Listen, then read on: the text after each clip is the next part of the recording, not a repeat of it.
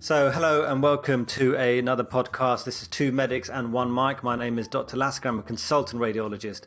And I'm Tharusha. Sorry, I was supposed to jump in a little bit earlier and I've ruined it. I'm Tharusha Dimitriou-Basinghan-Wardner. I am a cardiology registrar in the east of England. I always add that I'm interested in intervention because I guess that is important to me. So there you go. It's not important to anyone else. It's a cool thing to be interested in, isn't it? Yeah, right. I don't know. Because, not all cardiology registrars are created equal. Anyway, yeah. How are you guys? How's everyone? All right? Yeah, I think we're doing okay. So what this podcast is really about is, social media, but from a medical point of view, med Twitter, kind of things that are happening in the medical world, but from a social media point of view. And as we both know, it can be a scary place to be. And as we've noticed, Tharusha, haven't we, that I feel like we're shaking things up a bit out there. What do you think? It's fast moving as well. Literally, the day after that we did the last one, then there was this whole thing that people were like, "Oh, is it in it?" And we're like, "Oh no, we've recorded the day before." Literally, it's just happening so fast. We can't keep up with everything. So we should talk about it. We should get it out there, shouldn't we? The stuff, the blog. Did you read the blog?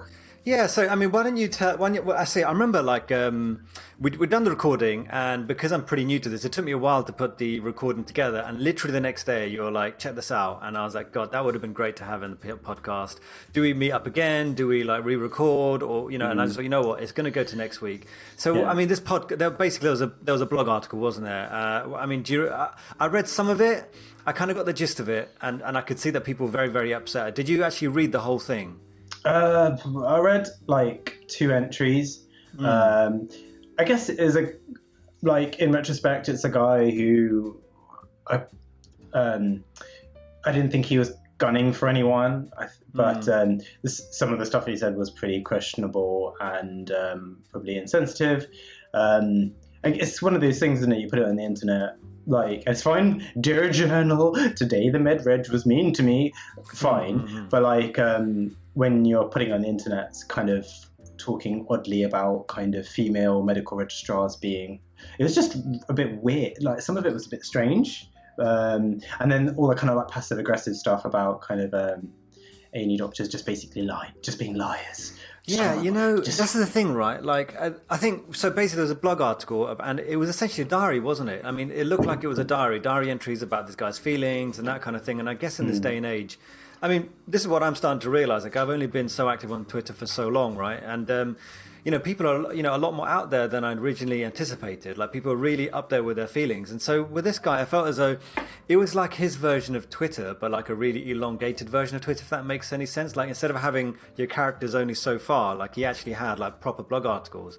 And the content, a lot of what he was saying was questionable, but at least he was what I quite like about people in a lot of ways that I prefer them to be honest about their feelings rather than pretend that there's something else. And the bits that I read about it, he was being honest in his feelings about, how he felt about, the A&E doctors and the way they do referrals.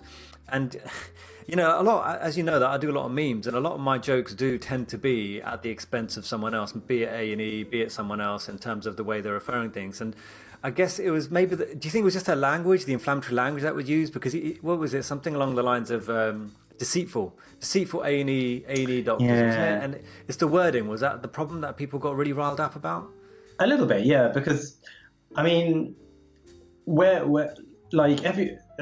it just seems like a little bit hypocritical for starters, because we all, we do compartmentalize, and we do kind of, when we hand over patients from one to the other, we tell the stories, right? And there are things that we add, there are things that we don't add, lying through omission or whatever. I guess it kind of happened. But the thing is that I guess it was the implication really that it was just a bit underhanded or whatever. And I think I think it's fine. You can say what you like, but anywhere, free speech and all that, right? But it's also equally fine for people to be like, actually, you know what? That's kind of a bit of a dick thing to say. I think if you're going to put stuff out there, people should be right. You should be able to say, actually, you're wrong. People should be able to say you're wrong. In the same way. And he could keep the blog there, or he could take it down, or he'd be like, oh, you know what? Actually, it's an opportunity for growth. Well, the thing is, what I found with this is that Like I did actually share some of the same feelings on some level, which may be an unpopular thing to say, but I just felt like I remember when I was doing the A&E thing, and you had to refer to like your colleague, right? And they were quite difficult sometimes. You think, dude, I work with you. I bump into you in the doctor's office, like, why are you being mean? Why are you being weird about it? But then when it came to my turn, I was doing the same thing, but actually a lot of that was based on the way my seniors were. Like, they would actually say that I was a good SHO or SHO, quotation marks, F2, if I had fewer referrals on that day. So the job really was to try and bat as many, it sounds bad, but you're trying to prevent as many referrals as possible. And this is the issue that I've always had, or I've had for a long time, a struggle, because I did mention not so long ago that I feel kind of bad about when I first started radiology. I think I was a little bit mean, and I wrote a blog article on this, which you'll be able to find on Medium. Maybe I'll stick on the show notes. But I was talking about, like, at different stages, what a radiology registrar is like. And in the beginning, you say no to a lot of things, and I felt a lot of the reason I said no was not because the referral was any good or any bad, whatever. It wasn't bad or anything. But it was more because, like, I was afraid about the job that I could do, in terms of, if that scan comes through, what on earth am I going to do? And so a lot of the reason I said no in the beginning was because I was more afraid about what I could really offer in that situation. But I remember back then I used to be like, no, my job is to try and stop referrals, stop taking patients in. And if I went to my senior to look at, I managed to stop this, they'd be like, yeah, awesome, man, Imran, you did great. But from the A&E side, when I was there, it was all about trying to get that patient out, move them on to wherever, get them out the place, whatever way possible. And you were almost encouraged and seen to be good if you saw more patients, regardless how good you were at seeing patients. It was good to just see more patients and get them through the system. And so I think because that disparity between, like, what people's goals are, you can have this sort of misunderstanding or sort of conception of each other. I mean, what do you think? Yeah, no, I mean, I kind of posted something along those lines when I started as a medical reg. Like, I definitely wanted to cultivate an air of being like that, being like a wall. And I remember, and a lot of it, like, looking back at myself and just thinking about the way I behaved, like, I know it was rooted in insecurity, because I know I felt that way. Like, I know I felt that if at the end of the day, like, I had to hand over patients, I always felt like a bit of a failure, and I always felt a bit angry if people handed over loads of stuff to me. And I think as time goes, like, and I know that I was a dick, like, I know, like, and I didn't think I was, like, overtly horrible, but that's I think there's a lot of things that we do, and there's so much passive aggression, and I wish I could go back and just say sorry to everyone who kind of, like, dealt with me, because I know I was just unreasonable. But, like, I think the thing is that, as you said before, like, a lot of it is because of the culture and the kind of the structure that we end up working in, which is just that everyone's just really pressed for time, for space.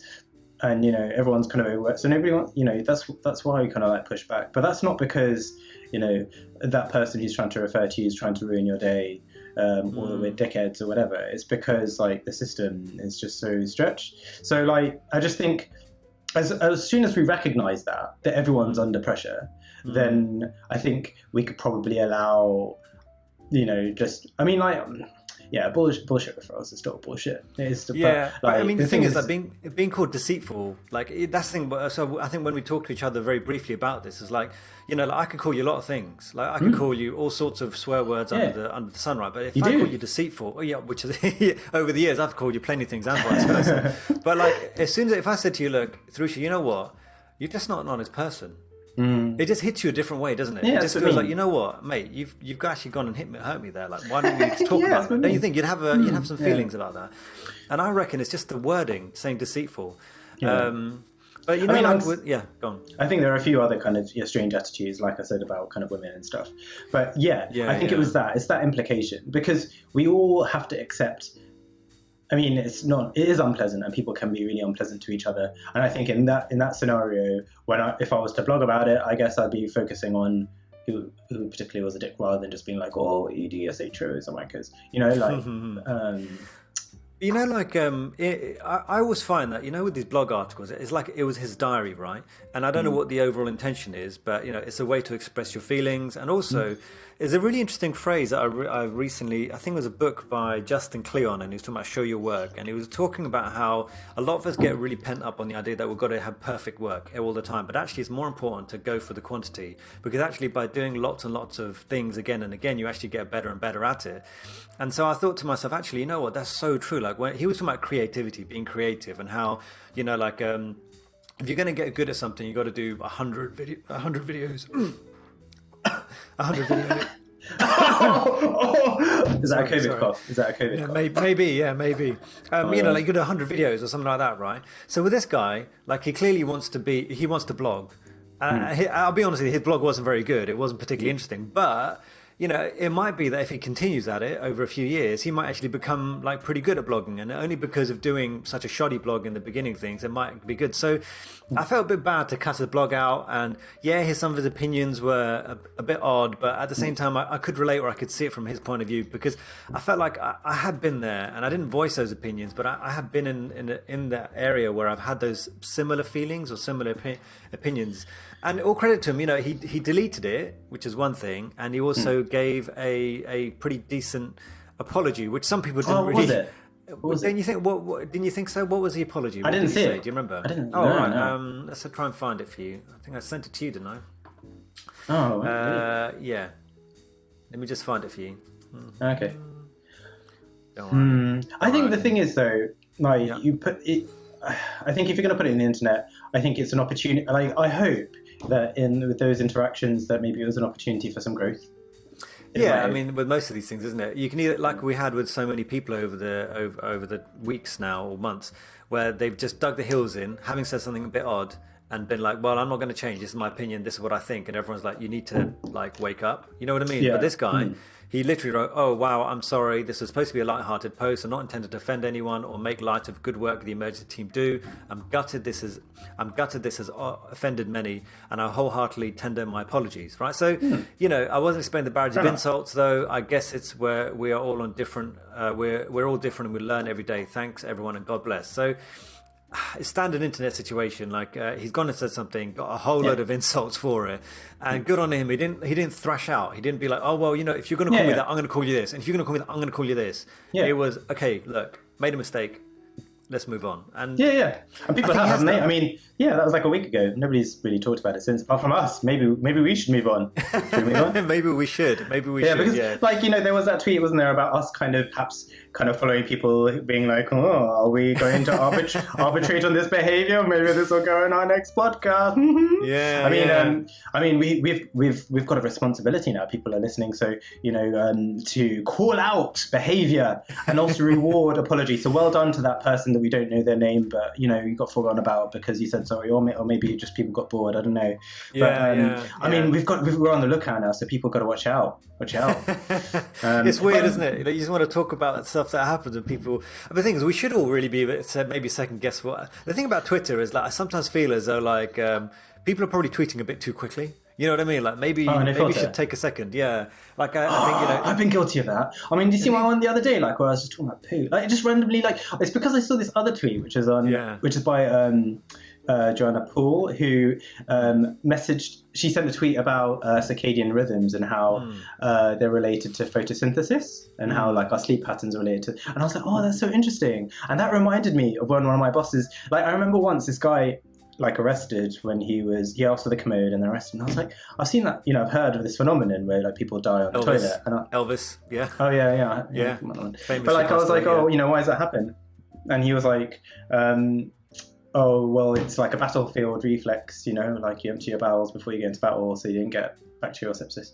And then I posted it, and then I was like, oh, yeah, actually, it's probably not as clever as I thought. And then people were like, why are you obsessed with poo, man? And then literally, like, a few days later, there was this study where they were like, oh, yeah, people, like, have cardiac arrest while they're on the toilet. And all these paramedics were like, yeah, we've like known that for ages.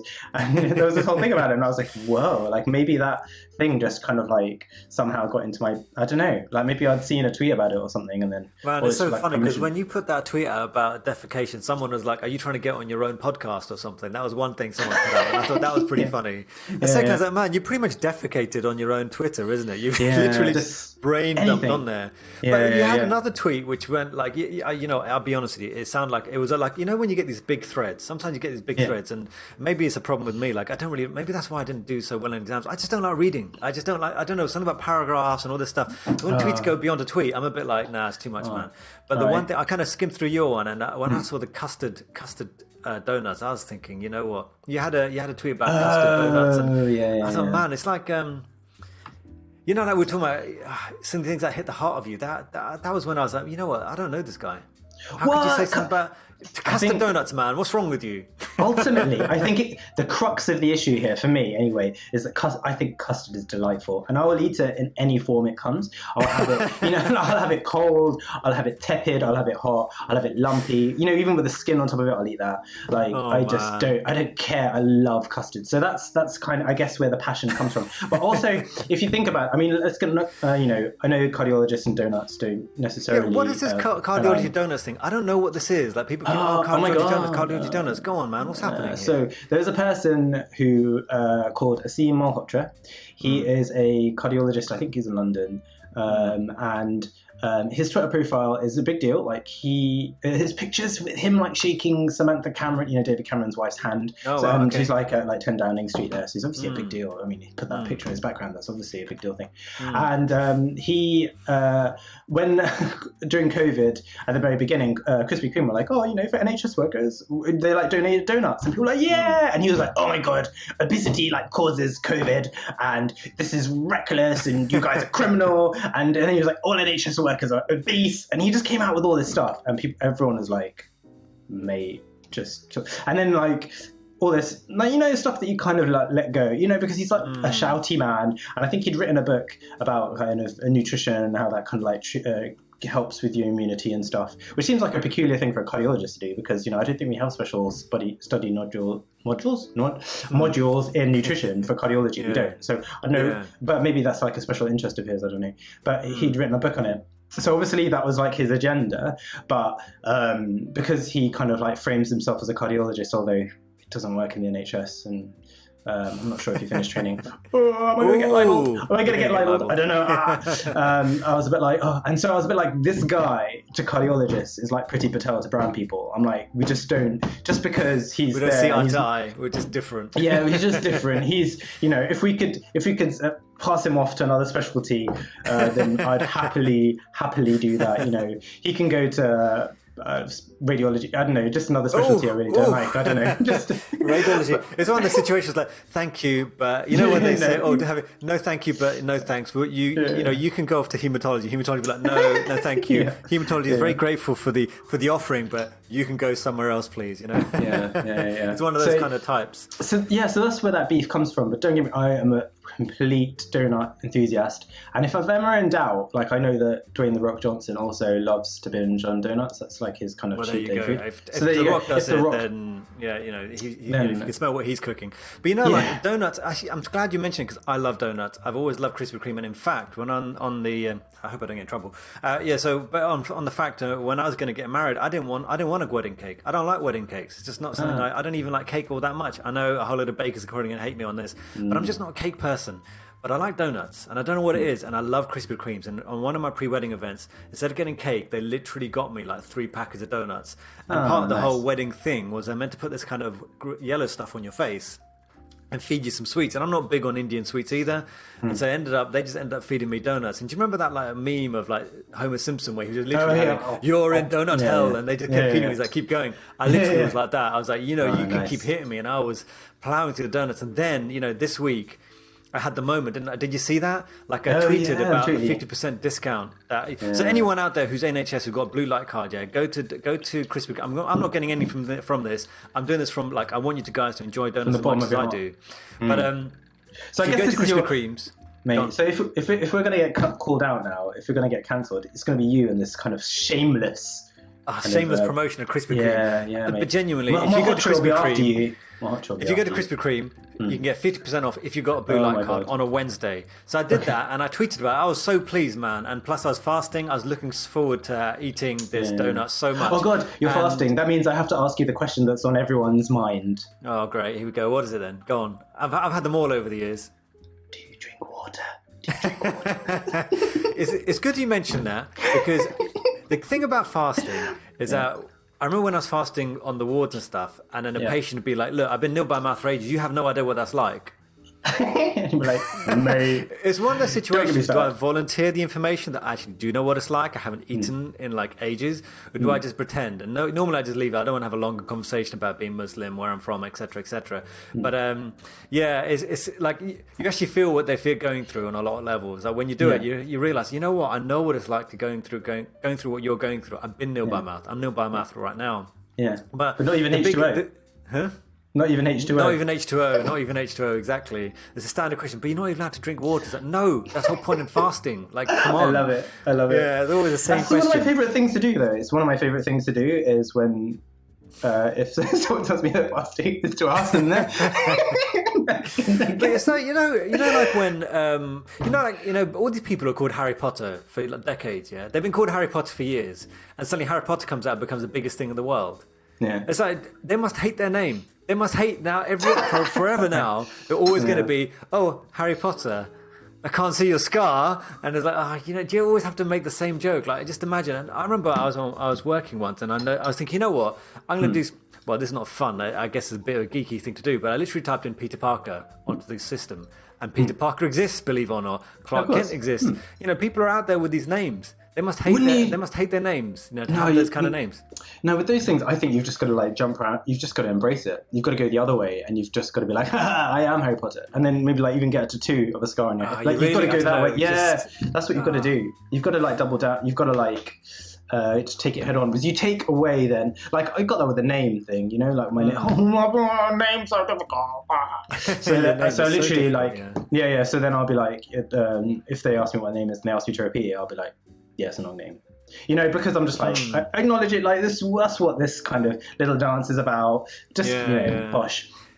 Or like, there's a film called Office Space. Have you seen that? And I think the guy's name is Michael Bolton. Oh, such a good film. Office Space is like an awesome film. These plans coming from you, mate. Yeah. No, I mean, I genuinely, it's one of the situations that back in the day, I might have downloaded some films and illegally. You wouldn't download a handbag. No, I guess not. I don't know. I can't remember. Would you download the anyway. Stethoscope? Okay, I was really into Smallville, and I think I got a Smallville episode. It turned out it wasn't Smallville. Someone had relabeled the Smallville episode to be Office Space, and I watched Office Space, and it was such a funny film, and one of the characters is called Michael Bolton, and everyone keeps talking to him about Michael Bolton, the singer, and he's like, and sometimes, but the thing is, he's really into gangster rap. That's the annoying thing. So he's really into gangster rap. And people keep asking about Michael Bolton. Oh, how many Michael Bolton songs do you like? And he's like, doesn't want to say that he's into Tupac.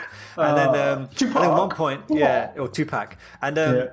One day, I think says to him, at some point in the film, someone says to him, you ever thought about changing your name? He goes, no. This is my name. I was called Michael Bolton first. If anyone needs to change their name, it's him. And I wonder about like whether that's how someone who's called Harry Potter is going to be like. Is that what they're going to be like? Oh, you know what? Like, if anyone's going to change their name, you need to change the name of the entire book series. Yeah, I'm not changing my name. I'm cool with it being called Harry Potter. Yeah, fair enough. But well, I mean, this week, go on. It's better to be that than to be what's it? Tharusha. Yeah. I'd rather be Harry Potter than Tharusha. But I'd rather be Voldemort, thank you very much. Voldemort, yeah. Can you imagine if your name was Voldemort? Well, I mean, that'd be a bit...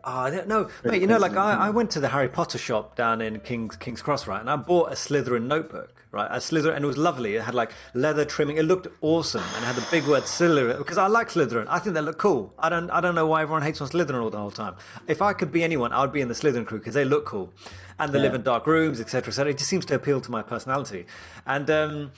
I remember I was holding that book and I was actually doing a revision. I was writing notes in there and I was on the tube and then there was this family trying to get their pram up the stairs. You've been in that situation, trying to get the pram up the stairs. And you know what? I've been there. I'm going to help them. So I went up and I was like trying to get it. And I think, I'm holding this book. You know what? And they had a little toddler.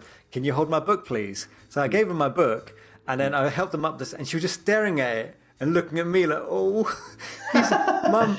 He's a Slytherin. She looked so scared, and I was like, all Slytherins aren't bad, eh? And I just quickly got out there as quickly as possible. No, maybe the toddler just knew that a grown-ass adult shouldn't be having a Harry Potter book of any description. I think it's a Slytherin thing. Isn't that weird? I mean, I loved Harry Potter. Yeah, I do. Yeah, it is. I do, it is, dude. Yeah. But in truth, you know what? I only got... This is maybe a bit embarrassing. The only reason I got into Harry Potter is because there was a girl I fancied back in the day that was into That's Harry what it all Potter. comes down to with you, isn't it? Just just that longing for companionship. Maybe if I have this little textbook, maybe what? So what do you think would happen? Like you're in lectures and you just take this book out, and then she'd be like, "Hi, I'm really into Harry Potter too." And then I read it because she seemed to be into it, and then it turned out actually I ended up being into Harry Potter as well.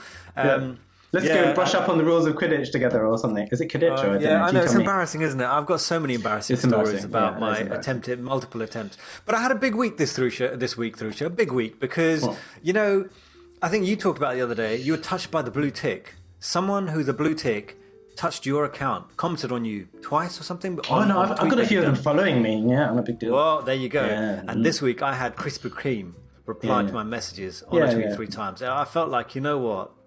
I'm making it. You made it. The Krispy Kreme. I've made it. I've definitely made it. Yeah 100%.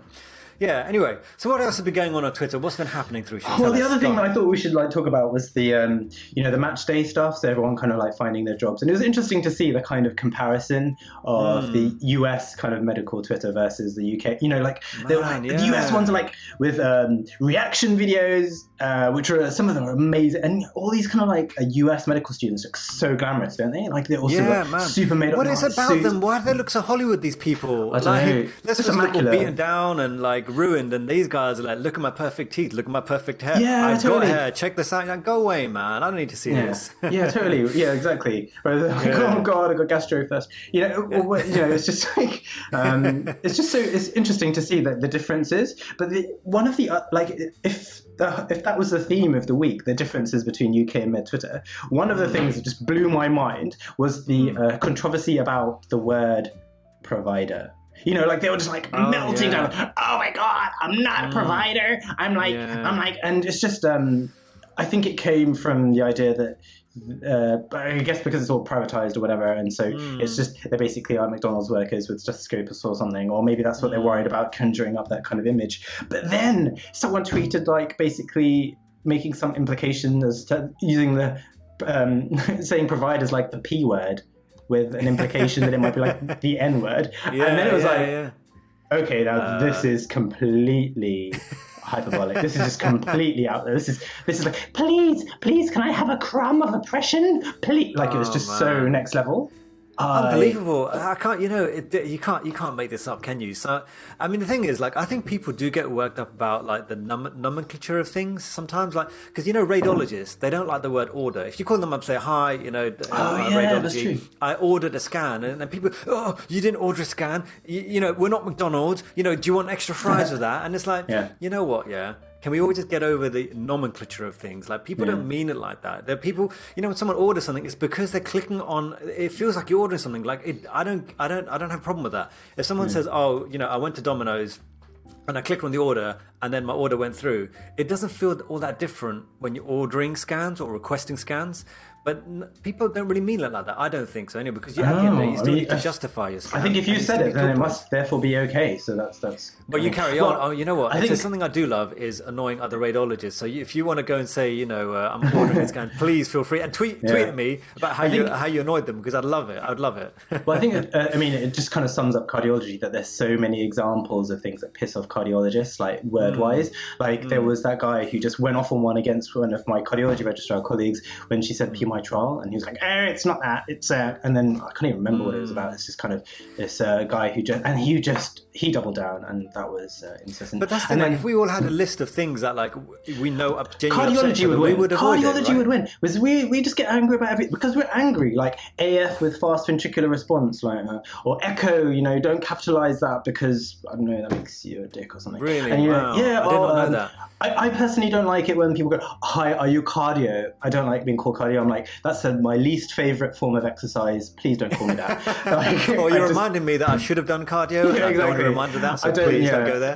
Don't say legs or cardio to me because I'm not interested in either. But and there are just so many of them, I think I think it's a testament to how angry cardiologists are that there's so many of these bugbears for us. On the grand scheme of things, I don't think, generally speaking, anyone's really trying to annoy someone on purpose. You know what I mean? Like, it's not, if I want to annoy you, I'd annoy you. I'd flick you in the face or something. You know what I mean? Like, if there was something I want to do to annoy you, I would do it. Like, but generally speaking, people aren't doing it to annoy each other. It's just something that happens. It's okay. We move on. It's not a big deal. And I just think that we kind of get focused on the wrong thing sometimes, and people get really annoyed about stuff. True. But I think there should be. I think there should be like a scope for a bit of empathy. Like, I think that there are some things, like if, like for example, if I just came up to you and was like, "Hi, radiologist," like, yes, you're a radiologist, but it'd be nice to kind of be like, "Hi, I'm Tharusha. Like, what's your name?"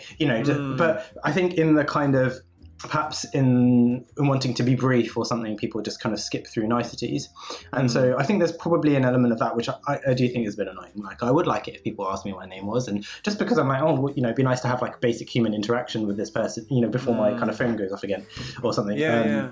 But that's just talking about general politeness, isn't it? Like, yeah, but so I think that's just but basic, sometimes like, just say hi, how you doing? Not how you doing, but hi. You think that though, but like in a hospital, that it's not, is it? Like a lot of it's gone. Like, do you see like Mehl's tweets? And he was like people were yeah, and just the way that people kind of like communicate with him. I mean, it is. I remember like, "Hi, is this Medreg?" Like, you get calls like that. "Hi, is this Medreg?" I mean, but then I don't know, how do you feel? Like, sometimes when someone calls me up and they're like, "Hi, how are you?" and I'm like, "Look, dude, just get to the problem. Like, I've got loads of things to do." I mean, how do you feel? It's like a really okay. I love it. Sure, sometimes. I love sometimes it, I'm mate. like, just give me the hospital number. Tell me what it is. Oh, but at least as long as they're not being rude about it. There's always one guy who ruins it for everyone else, and it's probably, I think that's you. I don't know, man. No, I don't mind the conversation. I don't mind if someone says, "Oh, this is radiology. I need a scan right now." Then I'm like, "Okay, chill out, yeah. First of all, tell me who you are." But if they're like, "Hi, hi radiology. I'm the cardiologist. I was hoping to get a scan." I say, "Yeah, go tell me the hospital number." Then it's nice. But I don't want to know about your dog. I don't want to know about your cat. I don't want to know how your day's going. I just want to know, like, tell me what it is. Let's get through it. Let's move on. I guess. Do you think you want more of a conversation? Because you're more busy than I am, I'm sure, when you're getting these phone calls and stuff. Do you really want to talk about my dog? I don't have a dog, by the way. I don't like dogs. Sorry. Yeah, I know. Yeah, I'm a cat person. Yeah. Oh, yeah, fair enough. I just want anything to like break up the Monday. I mean, like, if I'm super busy, like if it's like, I'm with a sick patient or whatever, then okay, yeah, I might be like, "Oh, do you mind just kind of skipping to the, do you want me to see the person?" Yeah, fine. But a lot of the time, I like being in chit chat. I like I mean, sometimes it can get a bit ridiculous, when someone's telling you a story and they're like, "Oh, they're in Sainsbury's and they're buying the vegetables for the week and whatever." Unless it's kind of a funny story, then I think it's kind of, like I remember seeing this patient who was telling me about how she was making like a three bird roast. Was it 3 bird? Like 3 meat roast, and she was making it, but she came over like really, really dizzy. But she was like, "But I was making a roast for my family, and so I wanted." Tell me more about the roast. Yeah, I literally was like, yeah. And then when I was like doing the clerking, like I wrote all about it. But I was like, the thing is that when people are reading it, they're like, "Oh, that's great. That's it." My God, right? Seriously. So you had a literal clerk, and she used the rosemary, and she used a bit of salt, and she preheated the cooker at 270. I might have written that she was doing a roast for her family, and there was 3. Yeah, I think there's quite a lot of detail in there, because I'm like, when they're doing the post-take wardrobe, because it's so mundane, like everything's like, "Oh yeah, claps through cause. Oh yeah, that person, there's no transport to take them." It's so dull and it's so not memorable. And so I just think, and also like it just kind of gives people like an idea of what that. I don't know. I just think because otherwise it's just so boring, isn't it? Like, it's so boring. Like, it's the same stuff again and again. Like the referrals that we get, like chest pain, breathlessness, collapse. Is this endocarditis because they spiked temperature? And so then, it's just, that's it. That's all we get. And so at least if there's like a bit of colour to the story, then I don't know. It just fair enough. And also helps me remember them. I think this leads us on a bit quite nicely. Like when you're getting referrals, right? Like I mentioned in the beginning, like, or quite early on, that like in the beginning I used to say no to a lot of referrals. But then I used to say no to a lot of referrals, but I used to get annoyed that the surgical registrar would refuse to see the patient. And then when I realised that, hang on, why am I I'm kind of almost doing the same thing by refusing to get scans done. And actually I started to think to myself, like, okay, listen, I started to try and take a different tact about things and be a bit more like yes, and become more of a yes man. Like, I don't mind doing the scan. Let's do what you can. Let's do what we can together, and try and figure out what the problem is. And that made my on calls, my whole experience of being on call and that kind of thing, a lot easier. And it's not because I'm a yes man. I started to realize that what do I really enjoy about my job? What I really enjoy is scans. I like scans. I love looking at scans. If someone said to me, Imran, which is kind of what I do actually, you can look at scans all day and we'll pay you for it, I'd happily do it because I'm looking at pictures and commenting on them. And then I start thinking like, why is everyone else not wanting to see patients? That's surely for a surgeon and there's an opportunity to go do surgery. You should go do that surgery, because that's how I feel about my job. Like if you said to me, Imran, we've got 15 scans today, like, yeah, let's do it. Let's just go for it. Let's hit these scans. Let's do as many as we can. I have no issue with people getting scanned. And this week or last week, I saw a lot of people worried, the AstraZeneca vaccine. The AstraZeneca vaccine is going to result in loads more CT scans. We're going to get CT scans for everyone. To me, I'm like, yeah, man, let's do it. I like scans anyway. It's less of a conversation because you're literally going to say, AstraZeneca, headache. I'm going to be like, yes. Yeah, okay. Let's do it. And then do it. And about 99% of the time it's going to be normal. And then the odd time, and you may see something abnormal, which is great. You might find something out incidental, which is great. And if you see normal, it's an easy scan. So I really wasn't bothered. I was like, you know what? If you're going to scan more, go ahead and scan more, because I like my job. I like scanning more people. If there was a way to scan everyone, I'd happily do it. I don't mind. It's not a problem for me. Bit of radiation for everyone, Yeah. Well, that's the thing. Like, if there was no radiation risk, then I wouldn't be too bothered by it, because it just means another opportunity to see another scan, learn something. To me, it's interesting stuff. Maybe I'm lucky. Maybe I'm lucky. I don't know. No, that's true. I mean, for me, I guess one of the things I really like about cardiology is that there is a concept that you end up having to explain. I know, there's lots of medications and whatever, and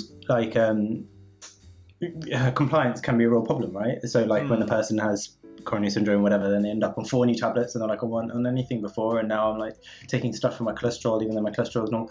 All this stuff. There's so many opportunities to talk to people, and I love talking. I love it, and so I love explaining stuff. So I think, I'll be honest though. If there's 20 million referrals and they're all just kind of ridiculous, then yes, that's not cool. That's not fun. But the thing is, when I was in A&E, right, people used to get really riled up about, it's so busy, we're completely heaving, we're completely ruined. Have you seen outside? And I used to be like, you know what? I don't care. I just don't care. I'm going to see the number of patients I can see, and I'm going to go, but I don't care, right? Yeah. And 9 times, it didn't really bother me. I just kind of went through it, and most of the time you survived the night. And, I found that other people were really trying to rush, so they're trying to get things done quickly because it was such a busy department. And I thought, no, mate, I couldn't care less. And I just carried on. And actually, it was much more pleasant. I did a lot more work. I got through more work than most people, and I did the best job I could. And I feel the same way about radiology. Let's say you've got 40 scans to do, and you've got to hand over 20 scans because it was so busy. My assumption is that the person who takes over from me knows that I didn't go and sleep in the middle of the day. I didn't go and have I did have a coffee. I do that a fair bit. But, I didn't do nothing. I did work. I did try. And I didn't. And this is what happens. And that's why you're there to take over from me. And I'll do the same vice versa. If I come in and there's 20 scans waiting from the morning session or whatever session, I'm happy to take it on, because I'm going to make the assumption that you haven't lazed about and done nothing. You have worked hard. And this is just the way it is. And that's the whole point of me being here. I've got to take over from you. I don't know. Maybe radiology works slightly differently on some level, because you can actually see what people have done. I think there's just plenty of evidence to suggest that radiologists are in fact just very patient, lovely, just delightful, patient people. Yeah, mate. Yeah, of course not. No, but I just think sometimes I despair at the assumptions that we have about each other. Going back to that blog post, his assumption was that people were being dishonest. But maybe you should go in with a different assumption, that people are being honest, they're working hard, and that's their assumption. Wait a second, are you angry with him now? Because you weren't angry. Are you just suddenly is it suddenly just being wait a second, actually, he's a bad person. We need to cancel his account. We need to find him. Let's find him. What's his name? Yeah, fair enough. Yeah, but I'm just saying, the assumption we have about each other is a bit of a shame. I think we should probably give each other more of a break. That's what I try and do these days, is try and give people more of a break when they ask me something ridiculous. Or, the other day, this A&E guy, he called me up and said, look, there's definitely metastasis in the brain. We need to get another scan. And I looked at it and said, nah, it looks normal to me, mate. But I wasn't going to be like, listen, mate, this is a normal scan. Why are you calling me up about this? This is ridiculous. I was like, let's go through the scan together. What have you seen that I haven't seen? Because that's possible as well, right? Nice. I may have missed something. And he showed it to me. And I tried, and you know what was really embarrassing, right? Because I do actually like to do a bit of teaching. I tried to teach to him, and you could just hear he's just not interested. As soon as I said, listen, what you're looking at are vessels. It looks like a mass. It's not a vessel. And he's like, yeah, okay, fine. So you're saying there's no mass? I'm like, no. And he goes, okay, thanks. Put the phone down. I was like, okay, never mind. Yeah. What can you do? I guess I he's had not that interested. actually. Yeah, where I've Really? tried to talk to people about, I don't know, a referral they've made, and then I get the impression that I don't know, maybe they think I'm ragging on them or something, or I don't know, and so then I'm like, not sure. And so I think also a lot of it's kind of lost over the telephone, isn't it? Like, well, it's just glazed. You're not interested, right? You're just like, well, I'm not interested in that. Like, No, I just want to busy. get my patient out the office, out the department. So if you're going to tell me they're okay, I can get rid of them. So maybe that's the reason. Maybe that's why. But I just assume that if you're going to look at the scan, you must be interested on some level, because most people just wait for the report. They don't look at the scan. But he clearly spent his time to look through it and then thought he saw something. And I'm like, yeah, let's do it. And then it turned out, no, he's not interested. All right, fine, fair enough. Yeah, what can you do? What can you do? People just not interested. But you know, like you were talking about med Twitter, US med Twitter versus UK med Twitter. I just find that the US med Twitter, they're so excitable, you know, like, you know, in fact, I think this week, you know, congratulations to everyone that got your core training and all the rest of it. Like, it is a massive, massive deal. But it wasn't, you had like a tweet and it was just like, oh, I got surgical training. And actually there was one girl, you know, this is what I mean. Like, sometimes I feel like maybe I shouldn't say something, but it said, I got surgical training. I'm so pleased. And I just had the image of this poor girl going through surgical training, because I didn't like surgery at all. That's just not cool, is it? So you know, everyone's like, congratulations. And I wrote, condolences. Oh, and then I thought, should I have done that? No, and then she replied, she replied, she said, savage. And then I felt a bit bad. That is savage. That is savage. Yeah, and then I thought maybe I should joke it off, and I just said, well, that's how I roll, yo. And then she didn't say anything. I was like, okay, well, that's someone's going to block me. Oops. Yeah. I was trying to be funny. I was just, it was probably not the right joke to make when someone is actually excited. They're like, unbridled joy, and you're like, oh, yeah, it might be shit. Like, what's wrong with you? Just let them be happy. I mean, I try and be as truthful, as honest as I can be. Yeah, you didn't like it, but like, you know, were you ever, was there ever a point where you were like, actually, we want to do surgery? Did you ever think? Of course, until I started doing it. Oh, okay, fair enough. Well, the thing is, it wasn't the surgery so much. Like, I thought the surgery was quite cool. Well, there's a couple of things, Tharusha. I don't like blood. I don't know if you know this. I don't like blood. It makes me feel sick. It makes me feel queasy. It's just probably quite a big career thing I should have considered before going into something like this. It really makes me feel sick. But the good thing about surgery, I found, is that they kind of almost make the person seem dehumanized, right? Because they kind of cover the patient up, and all you got is a little square to like cut into, and all of a sudden it just becomes, you know, mush inside of a person. And so that made things easier to deal with. But the things that really annoy me about surgery, and maybe someone can correct me on this, I found that a lot of your day was spent waiting around because something had happened to someone. You know, you waited for consent forms, you're waiting for this, you're waiting for that, something had gone wrong. And the actual surgery was really fun, and the surgery usually didn't take longer than it should. But it was other things that made it take longer. And also, when things go wrong, they go wrong, man. You're stuck there for hours. You're standing there for hours. And I thought, you know what, like, I guess there's another reason why radiology suits me quite well. I'm in at 9 and I finish at 5, and there's very, very little that's going to get in my way of getting home at 5. If there's something left over, it's very unlikely it's going to need to be done on the day, at the time. And think about it, Tharusha. Look, you know, when you think about the sickest patient that you see, Tharusha, in your day, how long does it take you to sort out? It's going to take you ages, right? The sickest patient that you've got, you're there for a long, long time trying to deal with that patient. Everything gets left behind now. All the other patients, you're going to have to see at some point get pushed, right? Think about the sickest patient that I see in my day. What do I do with them? I report massive perforation, ischemic bowel, massive collections.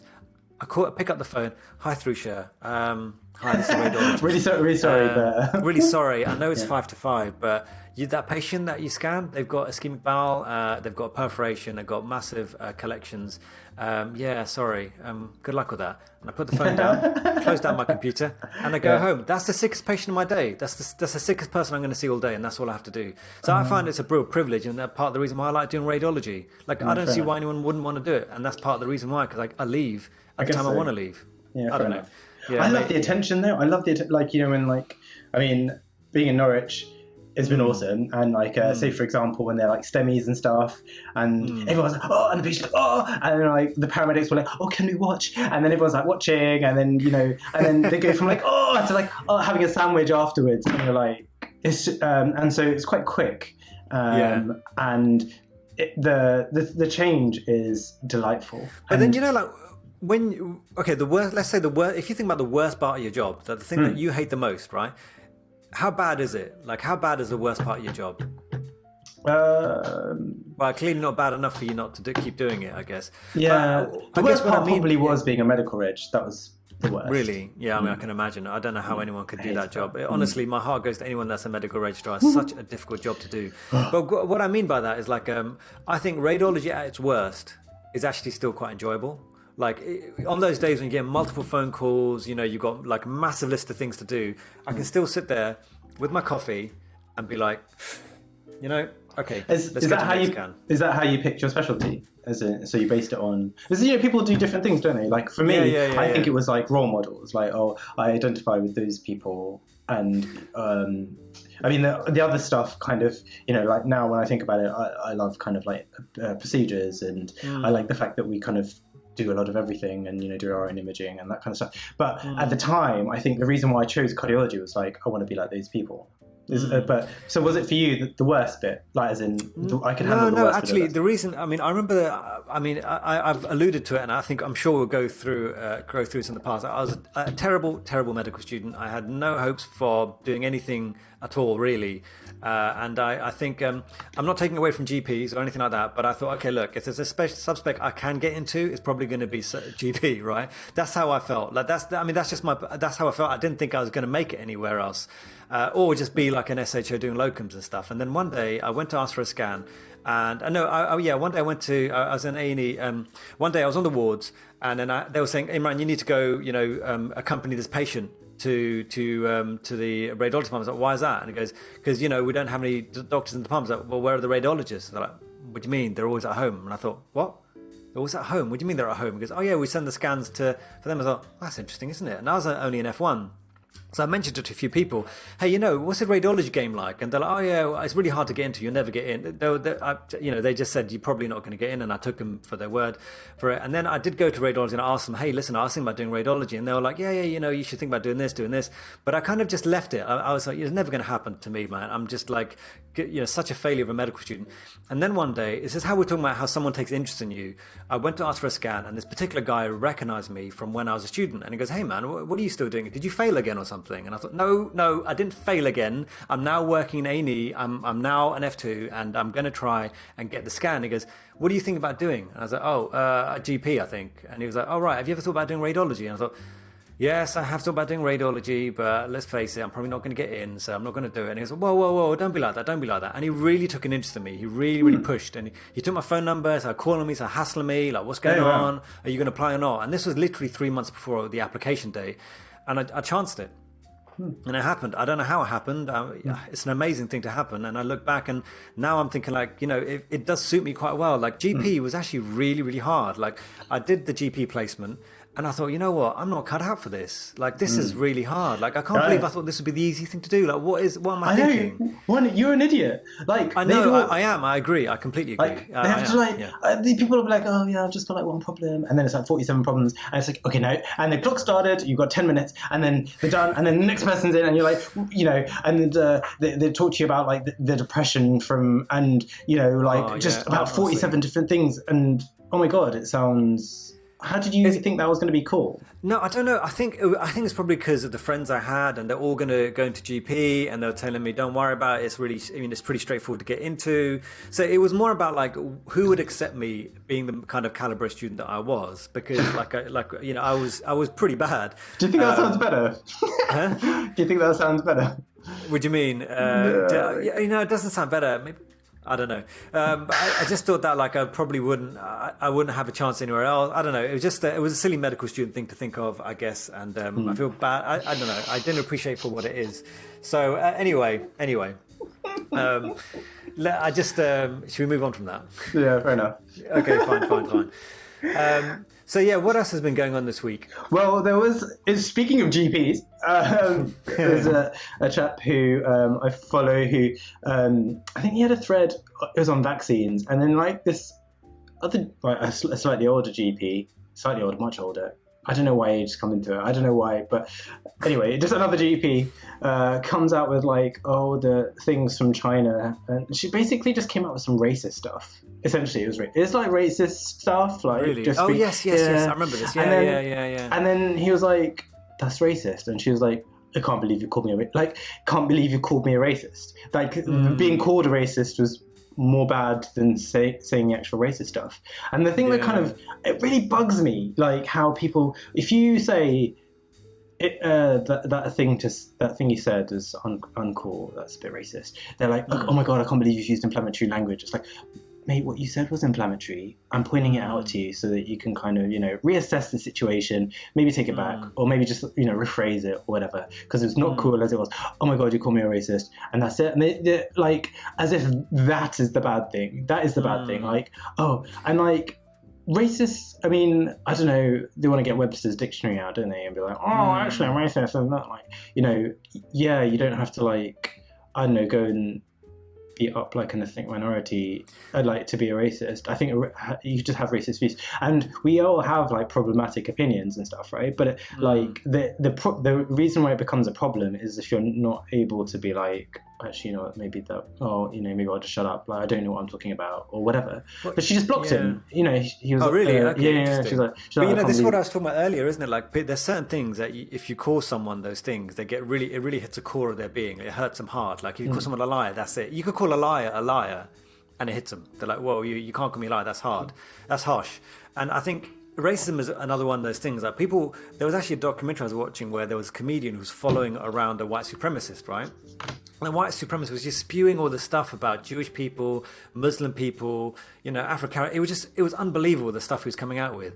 But as soon as the comedian said to him, "Are you racist?" He was like, "No, don't call me racist. I'm not racist. I'm just stating facts. And none of it was facts. It was completely ridiculous. But the point is, like, the only thing that really upset him was when, even though he was part of a racist organization, even though everything he was saying was racist by absolute definition, and if you showed him to him, this is what you're saying is a complete racist, being called a racist was not what he liked. And he was actually up for a fight if someone called him a racist. And it's bonkers, isn't it? It's crazy, right? And I think that must be another one of those things. Like, people don't want to be called racist. It's just they will say lots of racist things, and you can maybe try and explain to them. But as soon as you say the R word, it's the R word. It shuts down any conversation, and that's what makes it even more difficult. Like, it's hard enough. It's exhausting having to call people out on nonsense, right? Like, I mean, and I don't even have to face half of it that black people do, but like, it is exhausting. And then when you have to deal with like this other layer of something to penetrate, which is actually trying to engage in a meaningful conversation, which they've dragged into, it's just basically shifted the goalpost to something that's almost an irrelevance. Like, how you identify as a racist or not, what you've said was problematic. That's what I'd like you to kind of address.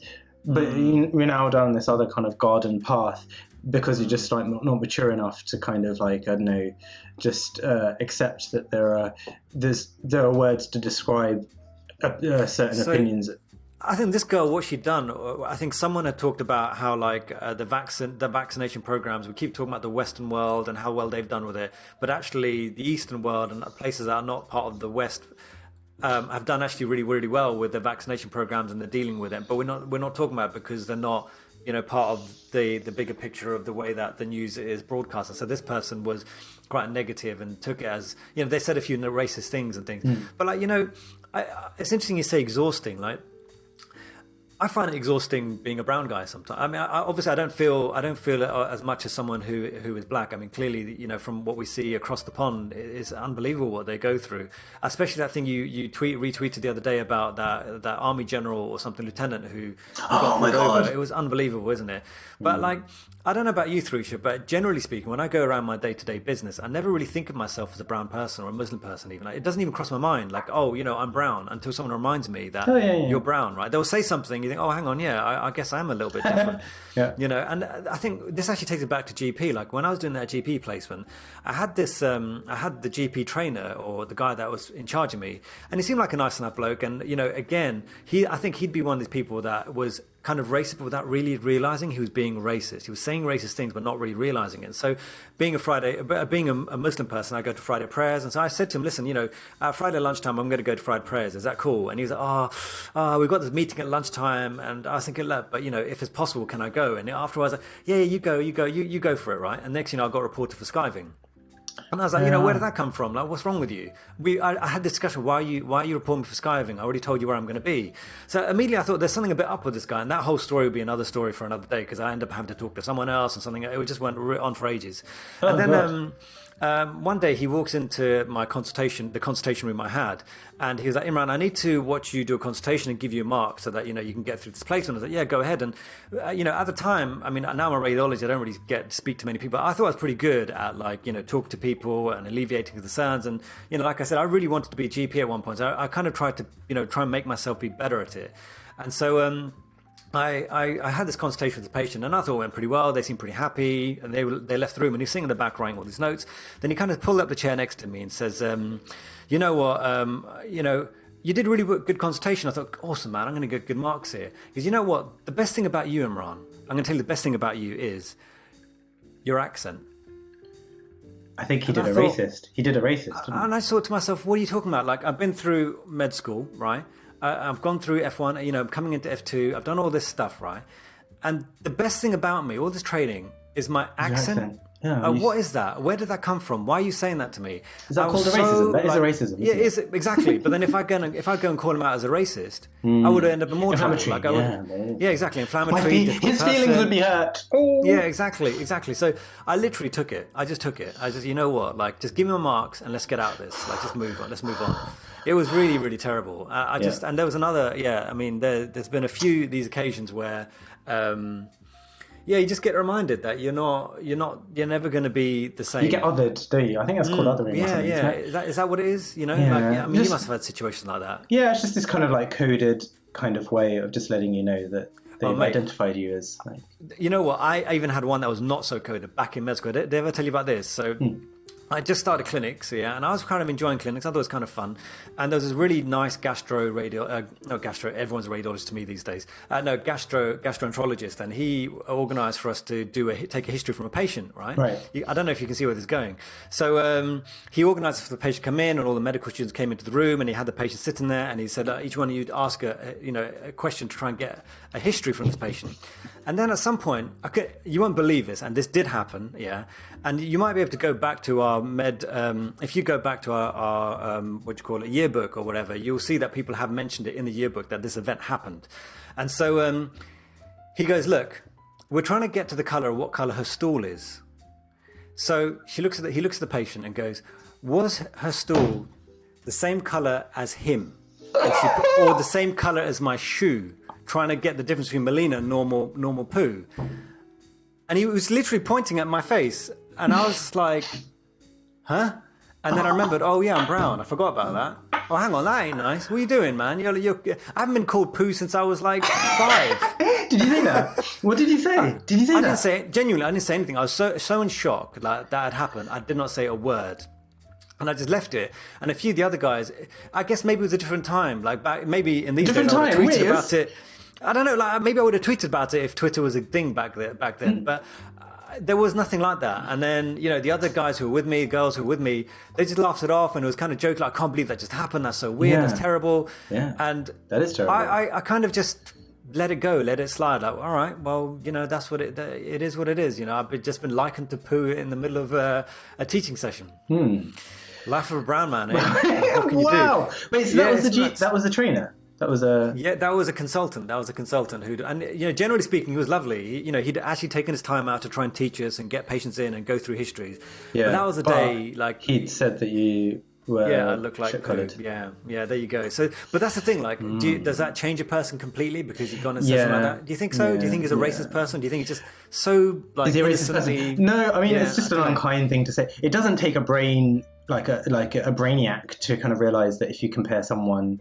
Their appearance to shit, then it's not like, I don't know, you don't have to be super smart to realize that that's just not that is an unkind thing to say. I mean, you shouldn't have to have that pointed out to you. You should already everyone, as you said, everyone knew that was wrong. So that person's an adult, right? They weren't like of course. I mean, but that's the, these days you tweet about it, report to the med school and all that. You kind still of stuff, probably can. I mean, this is what this is how many years ago? 15 years ago. Easily 15 years ago. Yeah. I don't know, man. I think after we finish this, I mean, we can't call this person, but we need to Google this person because what the hell is that about? That's ridiculous. I don't know, man. But also part of it was because I wasn't doing very well in med school. I just didn't want more stuff. to deal with. You know what I mean? Like, you know, when you're flunking things and you end up being you're already seeing the dean about this. You're already seeing such and people about this. They're already talking about, oh, you know, is this the right thing for you and all this kind of stuff. The last thing you want to do is suddenly end up in another conversation about something. It's like, someone saying that you look like just move on. Yeah, I just don't want to deal with it. I figuratively feel like shit. So yeah, maybe. Yeah, it's a failing on my side of things. If I look back, maybe I should have said something, but I don't know. I mean. It's difficult, especially when you're training. Like, you know, these days when you're a consultant, you've got a little bit more like, you know what, you can't talk to me like that. But I remember I'll talk about it eventually, but there are a few more occasions of being a trainee that these kind of things kind of inadvertently happen. But you never feel like comfortable enough to be like, yeah, I'm not going to be that guy. That's the problem, I'm already isn't it? dealing with so much. Do I really want to deal with more right now? You know what I mean? Well, that is that real problem, isn't it? Because it's so hierarchical, and people get like, how much of this stuff, how much, you know, like the other people that he subsequently kind of supervised, you know, just got brushed under the carpet because of this kind of hierarchical nature to medicine. It's that's not cool, is it? Like, well, you know, I think I'm going to quote, you know, Brooke Shields. I think she talks about how nice. Yeah, Brooke. No, she's got some great liners over the years. You check it out. She's actually got some good lines. But I think one of the lines she said, like, the day you stop growing up is the day you become famous, right? And the point is that everyone's a yes person around you, because everyone, you know, all of a sudden that, you know, people just do whatever they want. So you never get that. When someone says no or something doesn't go quite your way, you grow as a person. And I think you probably know that, and so do I. And I wonder whether that's the same thing as when you become a consultant. Like, if there are these little things about you, no one's really going to call you up on it. Like, if a consultant turns up half an hour late every single day, it's unlikely someone's going to be like, you know what, you need to turn up on time. But if you're a trainee that turns up half an hour late every day, someone's going to be like, listen, you need to turn up on time every day, and this shit can't be happening anymore. And I don't think it's a good thing. And, you know, it's just one of those things. But I do wonder whether this person's had these views for a long time or didn't have these views and they start bringing up now. But now they're a consultant. It's difficult to really untouchable. Pull them up on it. Yeah, you know, I do think there is an element of that on there. I do think that. Because I never called them up and I wasn't the only person in that room. And it's probably not the first time something like that happened. But they're probably going to still do it and probably do it to this day. I don't know. Anyway. God, there you go. I think we're a brown man. Mate, I think we should move on to something like Jolly. Like, I really want to go on. Because you know, I think we've gone over like 45 minutes, so we need to talk about the World Cup and how Sicily won, because obviously that means cardiology are always going to win, weren't they? Like, always. It's just always. Let's be honest. It was. Yeah, I agree. I mean, I was surprised. I mean, why did you think Sicily was going to win the World Cup? It's cardiology, so it's just awesome. Well, cardiology is cool.